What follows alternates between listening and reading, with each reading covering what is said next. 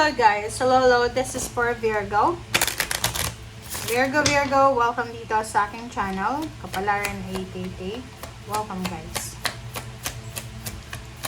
Alamin natin Virgo kung anong messages, vibration, gabay, energy para sa lahat.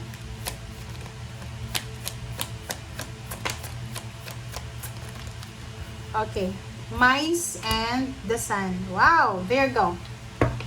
So nakikita ko sa iyo dito, siguro sa linggong ito, may mga may mga financial problems ka.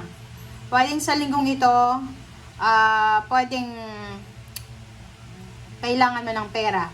Pwedeng kulang ka sa budget, wala kang pera. Parang ganon. Yung mice kasi is simbolo ng kahirapan. Okay? But yun yung but kasi sinasabi ng baraha na there's sun here. So, pag sinabing the sun, sinasabi na may kumbaga good luck na magsisimula sa buhay mo. So, kung wala kang pera, pwedeng may perang darating. Kung wala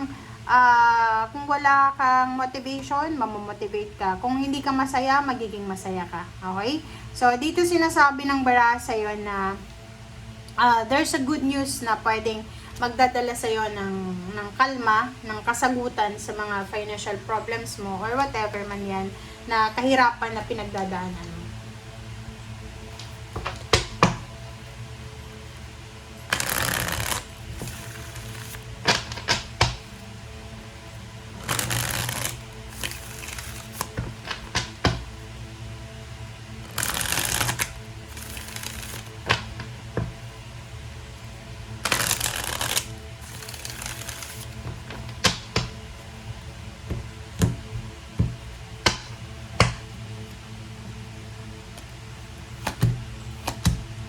Okay. Eight of Pentacles and then Ace of Pentacles. Eight of Pentacles and Ace of Pentacles. So, nakikita ko sa'yo dito yon. Ang posibleng good news, Virgo, na darating sa'yo sa linggong ito ay posibleng may magbubukas ng opportunity, job offer para sa'yo. So, pwedeng trabaho siya. Trabaho. So, sa nakikita ko sa'yo dito, kung wala ka ng trabaho, possible na may magbubukas na bagong opening, job opening para sa'yo.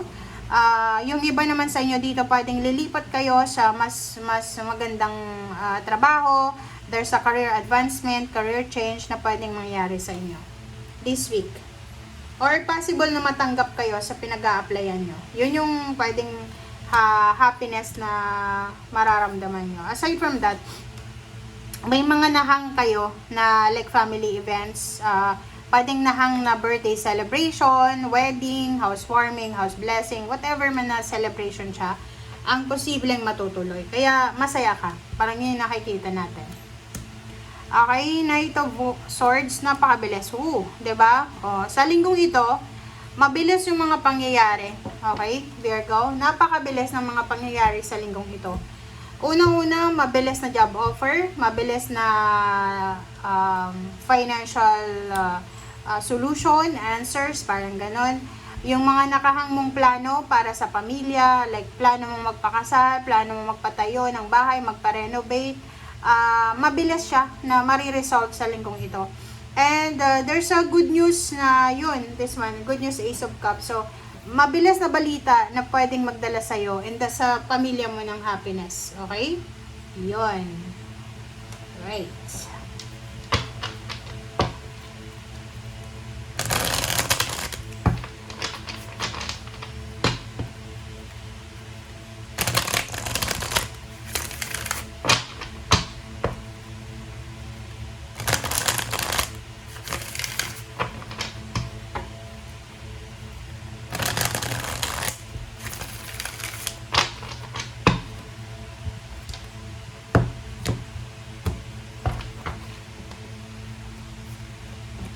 Okay, new beginnings, number 20, Archangel Jeremiel.